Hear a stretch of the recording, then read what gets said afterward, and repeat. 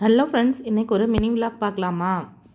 எப்போவுமே நைட்டு வந்து பால் வாங்கி காய்ச்சி வச்சுருவேன். ஆனால் மறந்துட்டேன். அதனால் வந்துட்டு சுக்கு காஃபி பவுடர் இருந்தது. காலையிலேயே ஏதாவது சூடாக குடிச்சிட்டு வேலை செஞ்சால் தான் வந்து அந்த நாள் வந்து சுறுசுறுப்பாக இருக்கும். அதனால் ரெடிமேட் சுக்கு காஃபி பவுடர் இருந்தது. அதை வச்சு வந்து காலையில் டீ போட்டு குடிச்சிட்டு வந்து வேலையை ஸ்டார்ட் பண்ணேன்.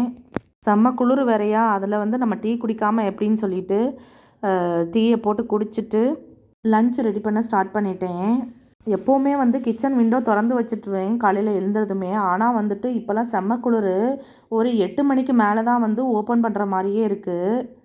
அப்புறம் நேற்று வீடியோவில் வந்து பொண்ணோட ஸ்கூலில் நடந்த விஷயத்தை பற்றி சொல்லியிருப்பேன். இங்கே வந்து ஸ்கூல் சேர்க்கும்போது நினச்சேன், வந்து ரொம்ப பயந்துகிட்டே இருந்தேன். பசங்களாம் எப்படி செட் ஆக போகிறாங்களோ அப்படின்னு சொல்லிட்டு. முதல்ல வந்து பையன்தான் வந்து ரொம்ப பயந்தான். பொண்ணு வந்து எப்படியோ பெரிய பொண்ணாக இருக்கிறதுனால கொஞ்சம் பக்குவம் தெரிஞ்சு செட் ஆகிட்டா. ஆனால் பையன்தான் வந்து கொஞ்சம் செட் ஆகிறதுக்கு கஷ்டமாக இருந்தது. அவன் சின்ன பையங்கவும் லாங்குவேஜ் ப்ராப்ளம் வேறு இருந்தது. பையனோட கிளாஸில் வந்து ஒரு தமிழ் மேம் இருக்காங்க. அவங்க வந்து மீட்டிங் போகும்போது சொன்னாங்க, அவன் எப்போவுமே வந்து தனியாக இருப்பான், யாரு கூடயும் வந்து மிங்கிள் ஆகாமல் வந்துட்டு எப்போவுமே தனியாகவே இருப்பான், அவன் பாட்டுக்குள்ளே வேலையை பார்த்துட்டு அவன் பாட்டில் இருப்பான். அப்படி இருந்தும் பசங்களாம் வந்துட்டு அவன் தமிழில் ஏதாவது ஒரு வார்த்தை பேசும்போது மேம் அவன் வந்து பேட் வேர்ட் பேசுகிறான் அப்படின்னு சொல்லுவாங்க. நம்ம பாஷையில் பேசும்போது அவங்களுக்கு வந்து ஒரு சில வார்த்தைகள் வந்து கெட்ட வார்த்தை மாதிரி தெரியுமா. அவங்க தமிழ் மேம்ங்கிறதுனால வந்து இதை வந்து டீட்டெயிலாக சொல்லி மேம்கிட்டையும் சொல்லி வச்சுருந்தாங்களாம்.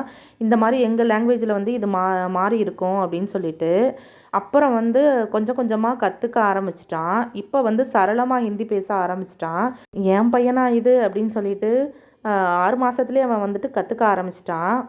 அவனை பற்றின கவலை போனதுக்கப்புறம் என் பொண்ணுக்கு இந்த மாதிரி ஒரு ப்ராப்ளம் வந்ததும் அவளை பற்றி நினச்சி எனக்கு கவலையாக இருந்தது. டெய்லி அவளுக்கு வந்து நீ இப்படி இருக்கணும், ஸ்ட்ராங்காக இருக்கணும் அப்படின்னு சொல்லி அனுப்பி வைப்போம் ஸ்கூலுக்கு.